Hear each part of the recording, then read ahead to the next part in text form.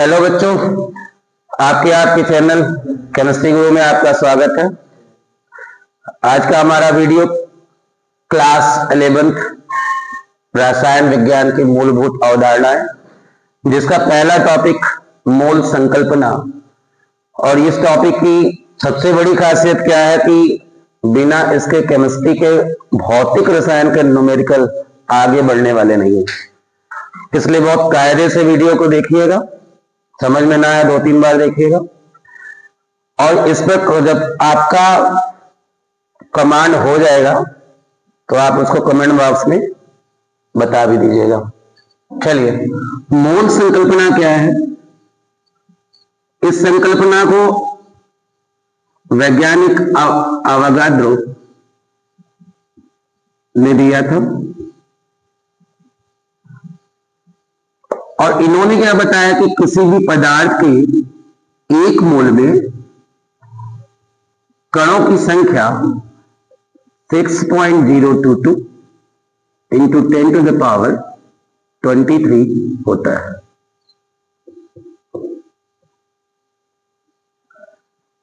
कण क्यों? क्योंकि ये कण अणु भी हो सकते हैं और परमाणु भी हो सकते हैं। अणु किसके लिए?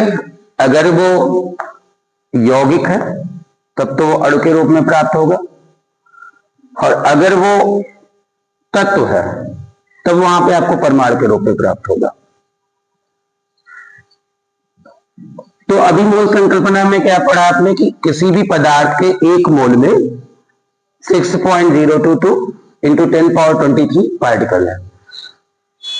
एक नॉर्मल सी बात है, जिस तरह आप पढ़ते नहीं है कि 1 किलोग्राम में 1000 ग्राम, तो एक आप इसको मात्रक के रूप में पढ़ते हैं।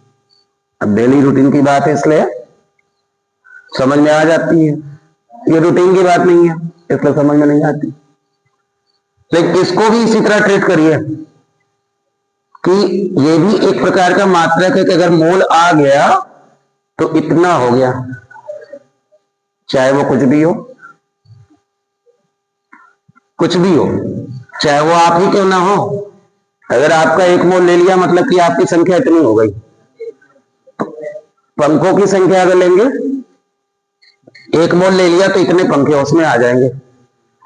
तो कहने का मतलब ये हुआ कि एक मोल में आपको इतने कण मिलेंगे, वो कण किसी रूप में रहे।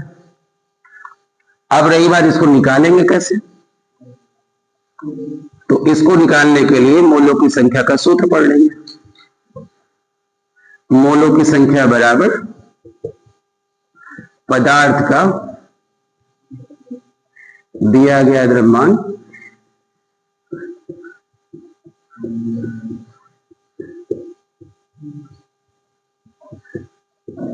और बटा अणुभार।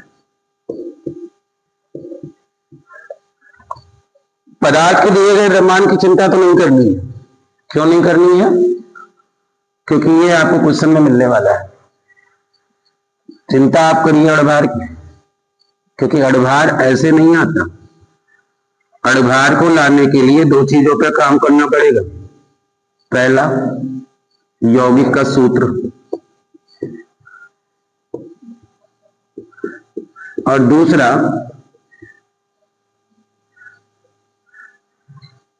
तत्वों का परमाणु भार।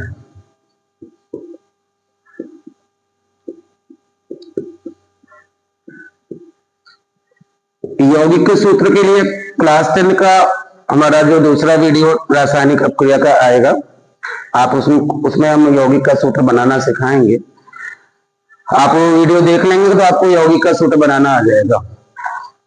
और रही बात परमाणु भार की, तो धीरे धीरे प्रैक्टिस करते रहेंगे, आपको ये परमाणु भार भी याद हो जाएगा। और जैसे ही ये निकला वैसे ही आपको ये अणुभार मिल जाएगा, क्योंकि अणुभार को किताबों में आपके लिखा रहेगा मोलर द्रव्यमान। तो परेशान होने की जरूरत नहीं है, गलत पढ़ा रहा था। मोलर द्रव्यमान, मोलर द्रव्यमान, क्योंकि अणुभार को जब हम ग्राम में प्रदर्शित करते हैं, अणुभार को जब भी हम ग्राम में प्रदर्शित करते हैं तो हम उसको मोलर द्रव्यमान कह देते हैं। तो चाहे अणुभार लेके चलिए चाहे मोलर द्रव्यमान लेके चलिए, मिलेगा कैसे? यही अणुभार से ही। कैसे मिलेगा और इसके लिए क्या जरूरत है? जैसे मैंने बोला, सल्फ्यूरिक अम्ल। सल्फ्यूरिक अम्ल का अगर मैं कहूं आपसे अणुभार निकालिए, तो 2 क्वेश्चन आपका दिमाग में बन रहा है। पहला क्वेश्चन कि सल्फ्यूरिक अम्ल का सूत्र कैसा होगा। दूसरा क्वेश्चन, जब सूत्र में आएंगे तो कौन कौन से तत्व है और उन तत्व का परमाणु भार कैसा। और तीसरा प्रश्न क्या आएगा, हम अणुभार कैसे निकालेंगे। तो हमें तो याद है सल्फ्यूरिक अम्ल का सूत्र H2SO4 होता है, जिसमें 2 हाइड्रोजन, 1 सल्फर, 4 ऑक्सीजन उपस्थित होता है। हाइड्रोजन जिसका परमाणु भार 1 है और परमाणुओं की संख्या क्योंकि 2 है इसलिए 2 गुणे 1। सल्फर 1 ही है जिसका परमाणु भार 32 होता है, और ऑक्सीजन जिसका परमाणु भार 16 होता है। तो अभी 2, 32 प्लस 64 पूरा जोड़ेंगे तो हो गया 98। तो इस अणुभार को निकालने के लिए पहले तो सूत्र पर काम करना पड़ेगा, और जैसे ही सूत्र आ गया तो अणुभार निकालने की प्रैक्टिस कर लीजिए। ये अलग अलग वीडियो में हम आपको देते रहेंगे, सूत्र बनाना भी सिखाएंगे, अणुभार निकालना भी सिखाएंगे, दोनों चीजें आपको सिखाएंगे जरूर। तो दोनों चीजें सीख के पहले अणुभार निकालना सीख जाइए। और रही बात द्रव्यमान की, तो वो क्वेश्चन में खुद ही दिया रहेगा, बस आपको करना क्या है, भाग देना है, मोलों की संख्या आ गई। और अगर एक बार मोलों की संख्या आ गई तो फिर कणों की संख्या में तो हम पहुंच ही जाएंगे ना। कितनी बातें समझ में आ गई होंगी। बाकी बातें अगले वीडियो पे हम कैसा मोल संकल्पना में मोलों की संख्या कैसे निकाल रहे हैं, और मोलों की संख्या से हम अणुओं की संख्या में कैसे जा रहे हैं, अणुओं की संख्या से परमाणुओं की संख्या में कैसे जा रहे हैं। जल्द ही आपको दूसरा वीडियो मिलेगा। अगर पढ़ाई अच्छे से समझ में आई तो लाइक और कमेंट दोनों करिएगा, और अपने दोस्तों को भी बताइए, जिससे कि ज्यादा से ज्यादा बच्चे इसका फायदा उठा सके। Thank you.